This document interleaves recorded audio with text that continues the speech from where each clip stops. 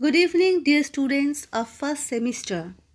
Today, I'll continue the remaining part of sonnet number 18, Shall I Compare Thee to a Summer's Day, written by William Shakespeare. In my previous class, I already discussed the first two quatrains of the sonnet. Now, I'll discuss the third quatrain. At first, I'll explain the analysis of the third quatrain and then I'll go line by line. In the third quatrain, the poet sings the immortality of his friend's beauty.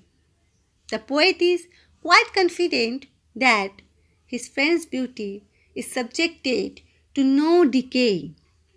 His friend possesses an imperishable loveliness that defies death even. Now, I am going to discuss each and every line of the third quatrain. But thy eternal summer shall not fade. Here, thy is poet's friend W.H. Here, the poet asserts that his friend's beauty has an eternal appeal because his friend's beauty is everlasting. It will never fade away like summer. It is subjected to no decay. Next line. Nor lose possession of that fair thou wooest.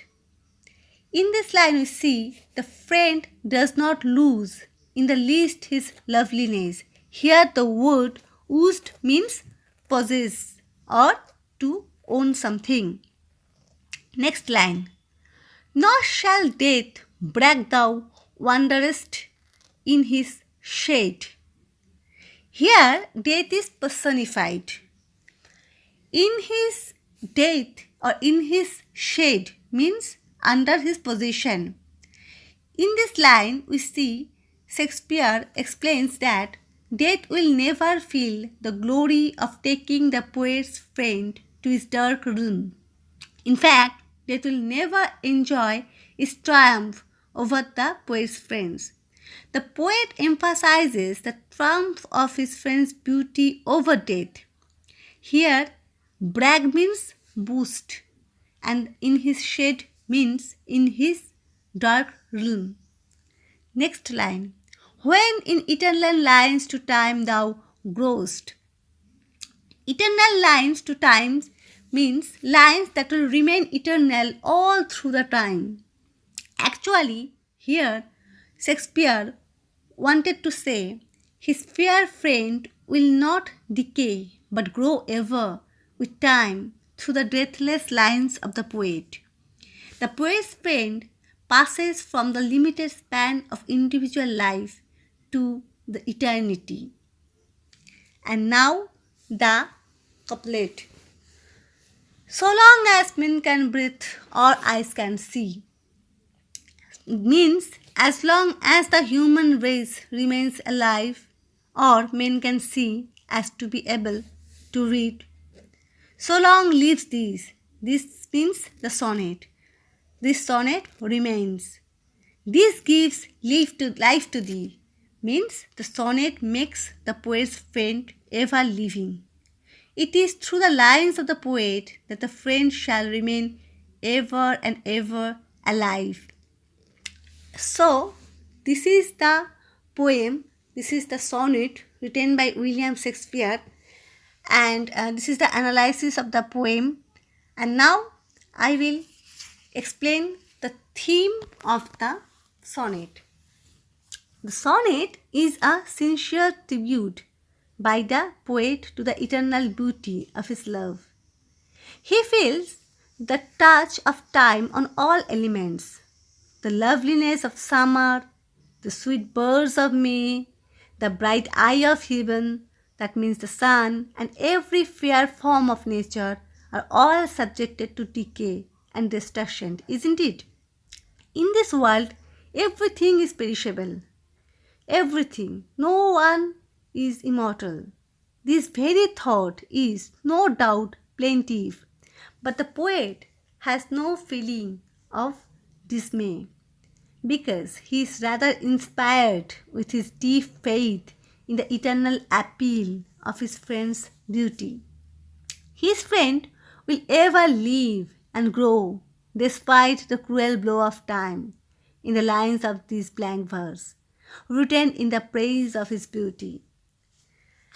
The sonnet is a song of the poet's friend's beauty. It is a celebration of his friend's beauty and an attempt to perpetuate this. The suggestion for this perpetuation is twofold. First, this can be done through the friend's descendants by means of his marriage. Second, this may be achieved by the poet's poetic power to preserve and propagate this beauty. So this is the theme and this is the analysis. And now I repeat the first two quatrains also. Already I discussed in my previous class, but some of you requested me to repeat as some of you were absent in my class, in my previous class. So for you students, I repeat it. In the first quatrain, we see the lines, "Shall I compare thee to a summer's day?" Here, the poet compares his friend's beauty to a summer's day. And then he asserts that his friend's beauty is more attractive, is more moderate, is more temperate than a summer. And then, "Thou art more lovely and more temperate, rough winds do shake the darling birds of me." Here we see that in the summer, the winds are very rough as they often destroy the beautiful birds of May, which are going to bloom in that month. And summer's lease hath all too short a date. And summer's span, the span of summer, is also very short there in England. And now the second quatrain. "Sometime too hot the eye of heaven shines." Eye of heaven here means the sun. So sometimes we see the sun grows occasionally. Sometimes we see the heat of the sun is so scorching, it's not pleasant. We feel the scorching heat. And sometimes it is dimmed. The golden rays of the sun, it becomes pale. And every fear from fear sometimes declines. And everything that is small, medium, big, every small beautiful things of this earth is going to perish one or the other day. Everything is going to destroy. Everything is under time. Time is going to take everything under his shade. "When in eternal lines to time thou growest, but by chance or nature's changing course untrimmed." But in this sonnet we see that Shakespeare is very confident because he is going to immortalize his friend's beauty through his lines. And that's why he is confident, and that's why he is not afraid of time, he is not afraid of death, because he knows that through his sonnets, through these lines, he can make his friend's beauty, he can make his friend eternal, immortal. That's why we all come to know about his friends through his sonnet, isn't it? So this is the sonnet, and just go through the sonnet. Please, I request you to go through this sonnet. It's a beautiful sonnet. And if there is any confusion, if there is any question, please do ask me in the WhatsApp, definitely. And if you have any inquiries regarding the sonnet, please do ask me. I'll help you. Okay. So right now I'm going to finish my class. Okay. And I'll take your class next week. Bye.